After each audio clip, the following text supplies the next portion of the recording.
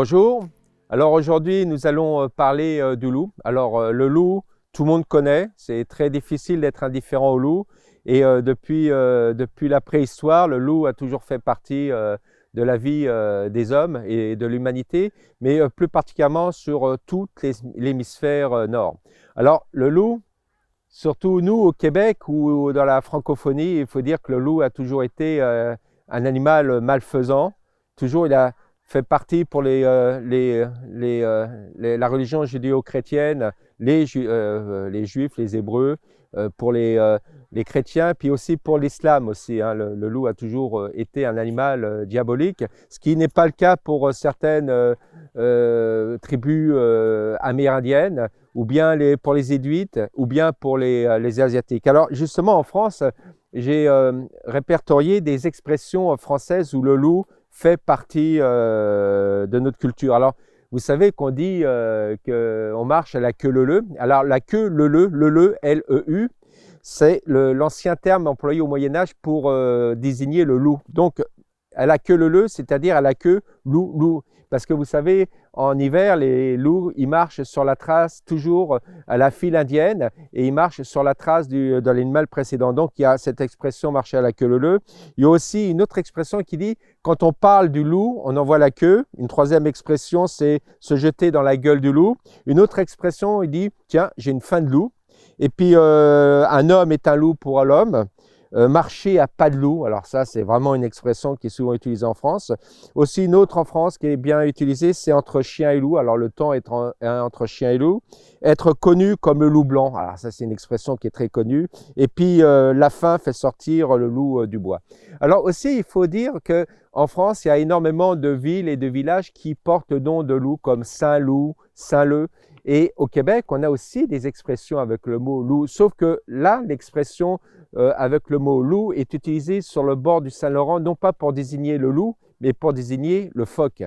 Et justement, les marins français, bretons, normands et les baleiniers basques ont souvent appelé les phoques les loups de mer. Et ici, les anciens pêcheurs québécois, même actuellement, certains Québécois utilisent le terme loup marin ou loup de mer, mais surtout loup marin pour désigner les phoques.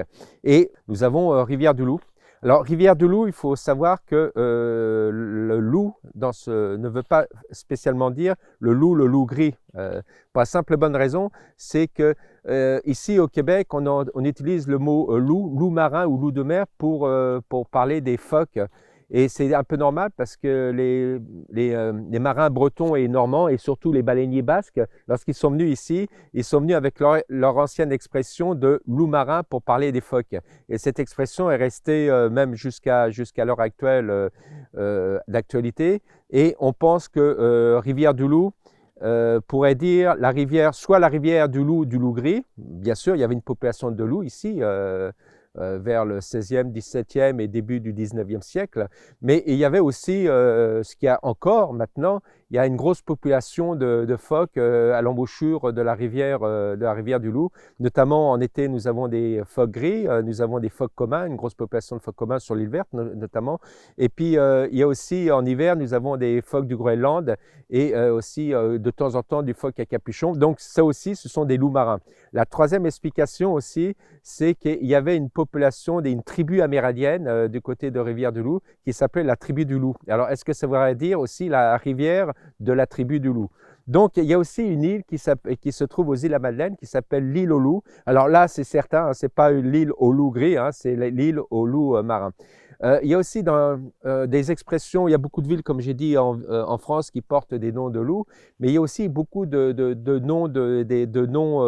noms propres où le mot loup est utilisé. Par exemple, je connais des amis qui s'appellent Louvio, Louvier, ou bien louveteau. Le mot louveteau, hein, c'est souvent d'actualité dans les noms français. Bref, le loup fait partie de la culture française. Alors, le loup est un animal récent géologiquement parlant, comme j'ai fait souvent dans les autres émissions, j'ai parlé des aires géologiques. Hein. Bien sûr, le loup est apparu au tertiaire. Enfin, les ancêtres des loups sont apparus vraiment au tertiaire.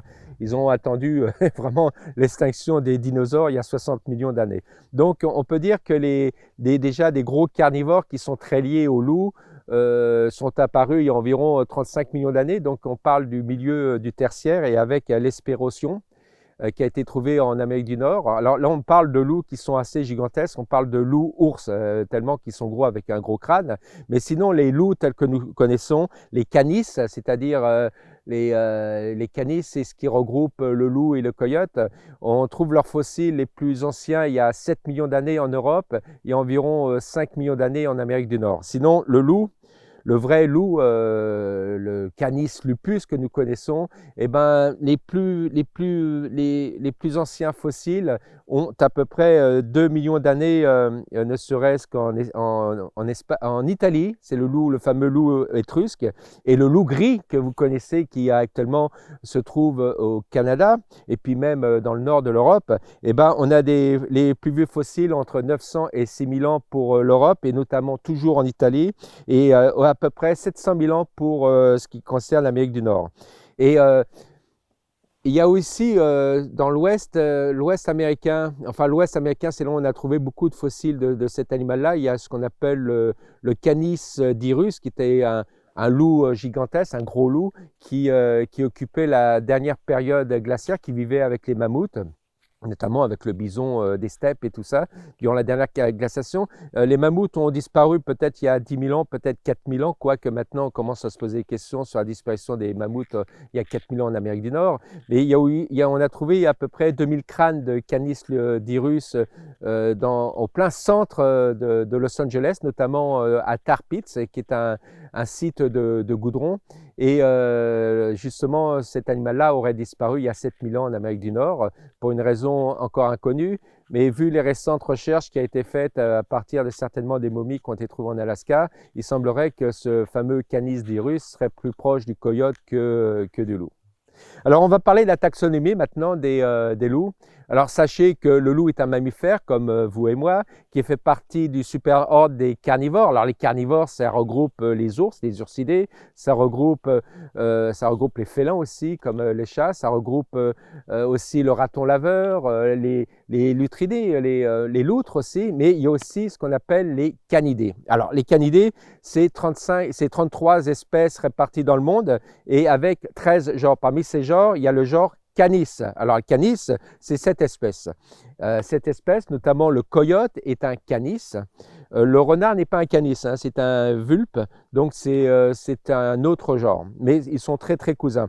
Et parmi les loups, il y a actuellement, on reconnaît que 3 espèces de loups dans le monde, notamment le loup de l'Abyssinie qui vit en Éthiopie. Et nous avons le fameux loup gris, et puis nous avons le loup roux qui habitait les États-Unis, parce qu'on pense que cette espèce est maintenant éteinte. Maintenant, on va parler du loup gris. Le loup gris, c'est une espèce qui est très très commune, c'est même l'espèce la plus commune parmi le genre loup, l'espèce loup, et on a décrit à peu près une trentaine de sous-espèces différentes, et sauf que beaucoup de taxonomistes ne sont pas tellement d'accord, et ils reconnaissent 11 espèces sauvages de loups. 5 habitent l'Europe et 6 habitent l'Amérique du Nord. Parmi ces 6 espèces, ces 6 sous-espèces de loups gris qui habitent l'Amérique du Nord, je vais citer, nous avons le loup arctique, qui est un gros loup qui fait à peu près 1,50 m, 1,70 m au garrot, c'est comme le plus gros loup. J'en ai croisé quelques-uns au Nunavut. Vous avez le loup du Labrador, le loup de l'Alaska, le loup des plaines, le loup du Mexique et le loup de l'Est. Et justement, parmi ces 6 espèces de loups en Amérique du Nord, il y en a 5 qui habitent le Canada. Il n'y a que le loup du Mexique qui n'habite pas le Canada. Et sur ces 6 sous-espèces de loups, il y en a 2 qui habitent le Québec, c'est le loup du Labrador et le loup de l'Est. Et là-dessus, il y a une 12e sous-espèce de loup qui existe, mais c'est une sous-espèce complètement artificielle, c'est le chien. Alors, le chien, leur ancêtre direct, bien sûr, c'est le loup gris. Hein. Alors, justement, Buffon, qui était un grand naturaliste français, a dit que le chien était avec le cheval le meilleur ami de l'homme, et il a décrit le chien comme étant une espèce à part entière. Il l'a appelé Canis familiaris. Maintenant, les taxonomistes, pour peut-être faire plaisir à Buffon, pour eux, les chiens appartiennent à une seule sous-espèce qu'ils ont appelée Canis lupus familiaris, ça veut dire le loup familier, le loup domestique. À part ça, maintenant, le loup, où trouvons-nous les loups? Alors, ce qui est simple, c'est que le loup gris, comme les loups en général même, on les trouve dans l'hémisphère nord et que dans l'hémisphère nord. Alors justement, la distribution de loups en Europe, ça va de l'extrême ouest de l'Europe jusqu'à l'extrême est de l'Europe, c'est-à-dire de la France, l'Espagne, je veux le dire en guillemets, jusqu'à la Sibérie, et ça s'étend jusqu'en Éthiopie, c'est-à-dire que c'est un animal qui vit entre moins 40 en hiver et plus 40 en été avec l'Éthiopie. Sinon, en Amérique du Nord, le loup vit de l'Arctique actuellement jusqu'à la frontière, jusqu'au nord, le nord des États-Unis, mais proche de la frontière américaine. Bon, il faut dire que le loup était très étendu, hein, parce qu'avant, le loup s'étendait de l'Arctique jusqu'au Mexique, en ce qui concerne l'Amérique du Nord, et il s'étendait de l'Espagne jusqu'à la Sibérie et jusqu'à l'Éthiopie. Sauf que le loup a presque disparu, a disparu complètement de l'Espagne, a disparu aussi de la France, et je vais vous donner les dates à laquelle ces animaux ont disparu. Maintenant aussi, le loup a aussi disparu de la frontière, enfin du sud du Québec. Enfin ça, je reviendrai là-dessus. Alors les populations mondiales de loups, c'est de l'ordre de 350 000 populations mondiales. Le loup gris, hein, je parle bien de loup gris. Ensuite, et ce qu'il faut savoir, c'est qu'en Russie, il y a à peu près une population de 90 000 loups. Il faut voir que la Russie, c'est beaucoup de taïga, notamment en Sibérie, notamment dans la région de Moscou, c'est beaucoup de forêts. Et il y a une énorme population de loups. Et le loup a toujours été un problème durant l'histoire de la Russie, jusqu'à une époque assez récente. Ensuite, pour l'Alaska, la population est égale à 8 000 individus. Mais sinon, le gros de la population de loups est au Canada entre 50 000 et 60 000 individus. Alors, à propos de la disparition du loup, il y a eu une époque, le loup a disparu vers le XVIIe siècle en Angleterre. Et au XVIIIe siècle, il a disparu de l'Allemagne, de l'Irlande, et vers le XIXe siècle et moitié du XIXe siècle, il a disparu de la Belgique, il a disparu de la Suisse, une grande partie de l'Europe de l'Ouest, sauf de France. Et les loups ont disparu de France au XXe siècle et notamment vers les années 1930. Je peux en parler parce que ma mère a vu le dernier loup tué en 1939 dans le Loiret. Ça a été le dernier loup et j'avais même un morceau de peau de ce loup. Ça a été le dernier loup. Sauf que le loup a disparu depuis, on va dire, depuis 1940 en France, sauf que depuis à peu près une dizaine d'années, le loup est revenu en France et pas par introduction des loups sauvages, parce qu'il y a une population de loups qui vit dans les Abruzzes, en Italie, c'est dans les Alpes, et depuis à peu près, je veux dire, une quinzaine d'années, il y a des loups qui traversent la frontière française dans les Alpes et qui s'installent petit à petit dans le sud de la France, dans le centre de la France, et maintenant, il y aurait des loups proches de Paris, enfin proches de Paris, pas aux portes de Paris quand même, mais proches de Paris, et des loups qui vivent maintenant, qui s'introduisent sauvagement, hein, en Allemagne et en Belgique. Alors donc le loup passe maintenant, reconquis actuellement les territoires qu'il avait avant.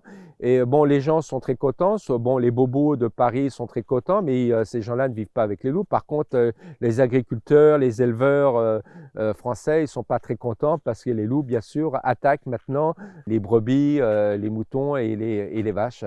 Alors à propos de la biologie, déjà, le loup, c'est pas un monstre, hein, déjà. C'est un animal qui mesure 1 mètre, 1 mètre 50, 1 mètre 20, 1 mètre 50 de longueur, qui fait à peu près 80 cm, 70 ou 80 cm au garrot. D'autre part, c'est le pelage du loup, hein. On dit le loup gris, mais il n'est pas forcément gris. On a des loups qui sont noirs, on a des loups cannelle, beaucoup sont gris, certes, on a des loups blancs. Notamment en Arctique, hein, les loups arctiques sont généralement complètement blancs, ce qui est tout à fait normal. De toute façon, toute la faune arctique, une grosse partie de la faune arctique est blanche. Et puis aussi, il faut savoir qu'au niveau des sens des loups, il y a quelque chose de très spécial. D'abord, ce sont des prédateurs. Et en tant que prédateurs, ils ont un odorat qui est perfectionné. Et là, nous avons ici les muqueuses, l'ossature des muqueuses qui est très développée. Alors, on le trouve aussi chez les chiens. Et regardez, Et selon les races de chiens, ces osselets qui sont ces osselets nasaux sont plus ou moins développés selon les races. Alors, par exemple, on peut remarquer chez le berger allemand ou chez le labrador, ils sont très développés, un peu aussi développés que celui des loups. Et donc, c'est une chose qu'il faut retenir. Bon, la dentition, regardez, hein, la dentition du loup, c'est fait vraiment pour tuer, pour couper, il y a des carnassières qui sont là pour couper, pour mâcher les os. Et au niveau de la vision, ils ont une vision binoculaire et périphérique. Les oreilles, je ne sais pas si vous avez remarqué, les oreilles sont droites, triangulaires et bien pointues. Donc, elles sont adaptées pour écouter pour écouter les sons de la forêt, comme ici. C'est une forêt boréale, donc on est carrément dans leur milieu. Alors le goût est peu développé, bien sûr, hein, les papilles gustatives, il en a, mais bon, c'est très peu développé, hein, puisque ça mange un peu, ça mange de la viande, mais ils ne sont pas là pour goûter. Alors la longévité d'un loup, il faut savoir qu'un loup vit en moyenne en dessous de 10 ans. Hein. Par contre, en captivité, c'est 13-15 ans. On trouve à peu près la même chose chez les chiens. Sachez que les phoques, c'est à peu près une trentaine d'années, hein, quand même. Hein. Et ensuite, je vais parler de la grégarité. Alors, la grégarité, j'ai pris des notes là-dessus parce que, comme vous savez, il y a des sous-populations de loups à travers le monde, comme il y a des sous-espèces de loups, et donc leur formation est différente d'un site à l'autre. Alors, il faut savoir que déjà, les loups sont des animaux, une espèce grégaire. Les loups vivent en meute. Ça va de 2 individus, c'est-à-dire le couple alpha-bêta, jusqu'à à peu près 5 à 6 individus. Donc, vous avez le mâle alpha, la femelle bêta, et vous avez l'oméga. Alors, l'oméga, c'est le souffre-douleur. Hein. C'est un animal qui, vous verrez, quand il marche dans la meute, il marche toujours avec la queue entre les jambes. Alors là, c'est le souffre-douleur. C'est lui qui prend tous les coups. Et généralement, dans une meute, c'est toujours la reproduction, l'accouplement, c'est toujours entre le mâle alpha et bêta. Les autres sont faits pour l'élever. Mais sinon, en Europe, on a vu que donc les meutes font entre 2 et 7 individus. Ici, en Amérique du Nord, c'est à peu près 9 individus dans une meute. Et en Alaska, les meutes sont beaucoup plus importantes. C'est à peu près 20 individus en moyenne. Pourquoi?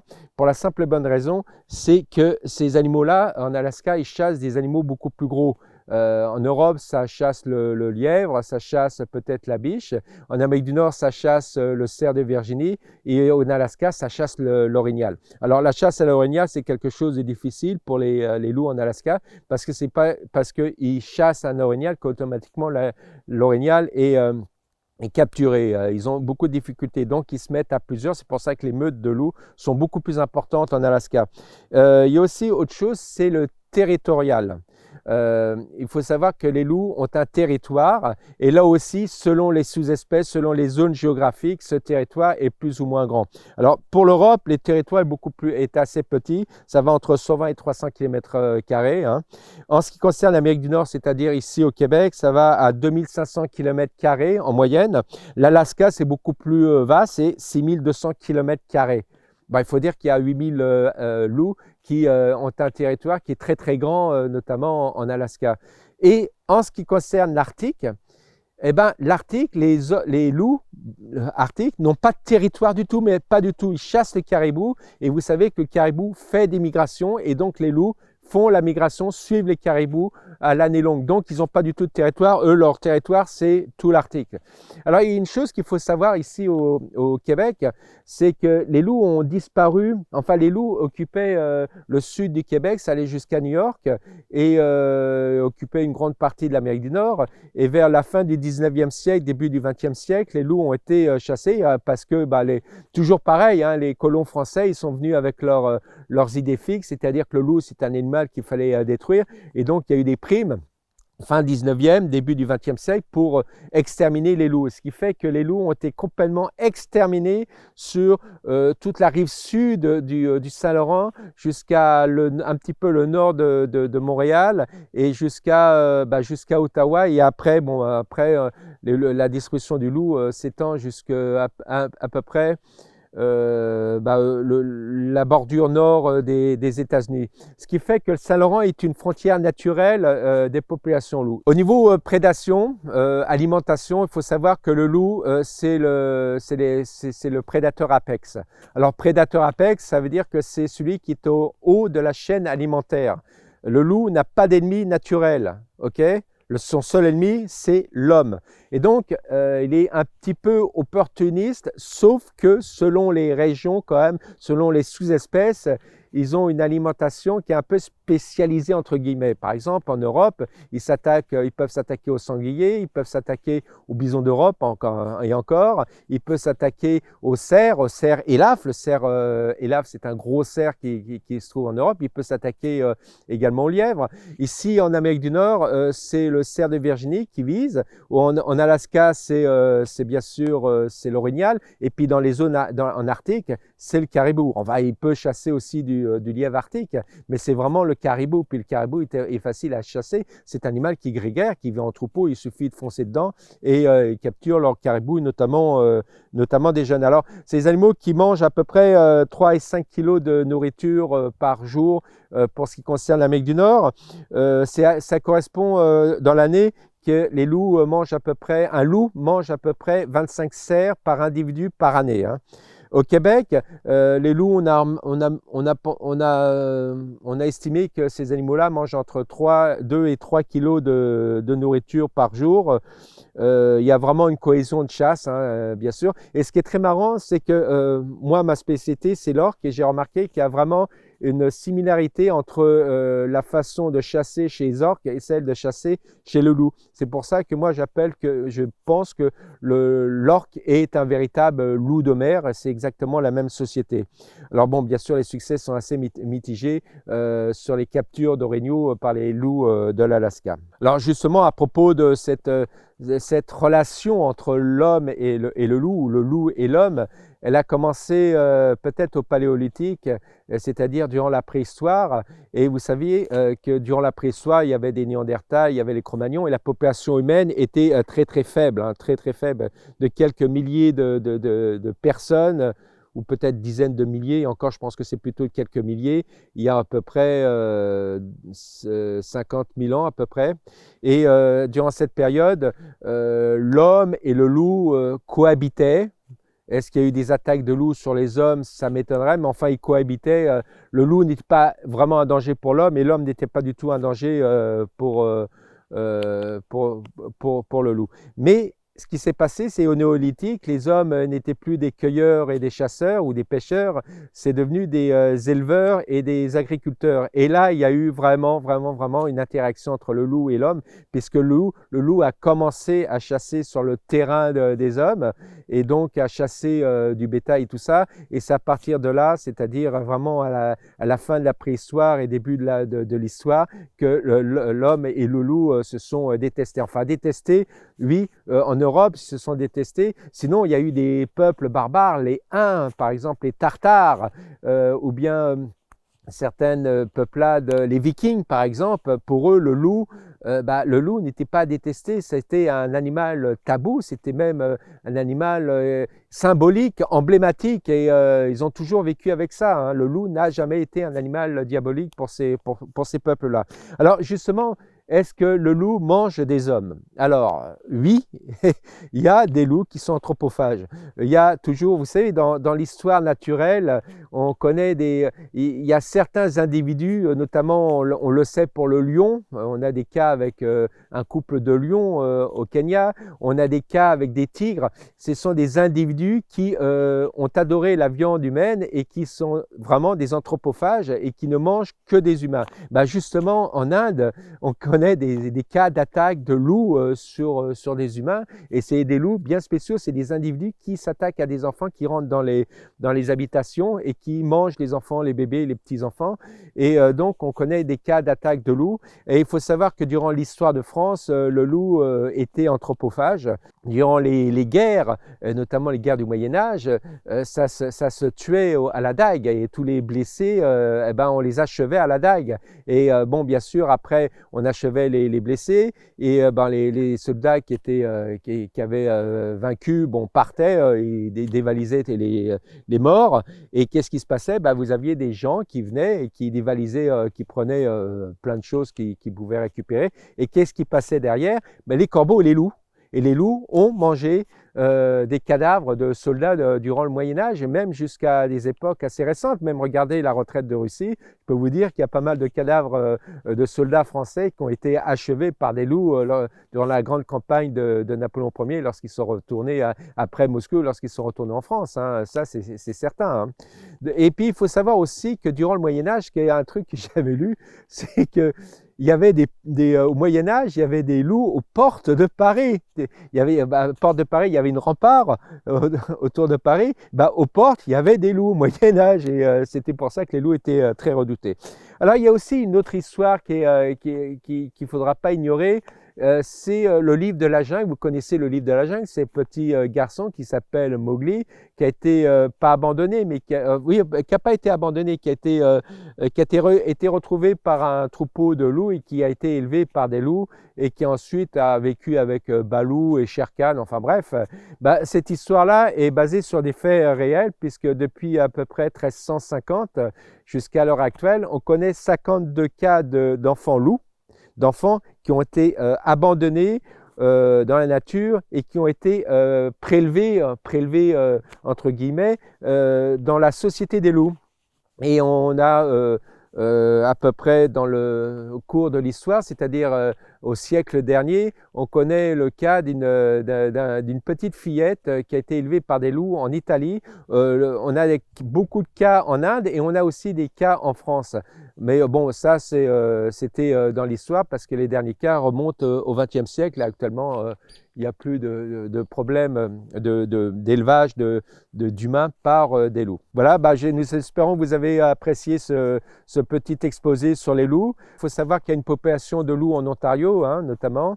Et puis au Québec, au nord de la ville de Québec, à 30-40 km de la ville de Québec, vous avez le parc Jacques-Cartier où il y a une grosse meute de loups. Sinon, il y a des loups en captivité qu'on peut voir, Omega, le parc Omega, et puis aussi le parc du Saguenay, à Saint-Félicien notamment, où vous avez une meute de loups qui est accessible aux gens.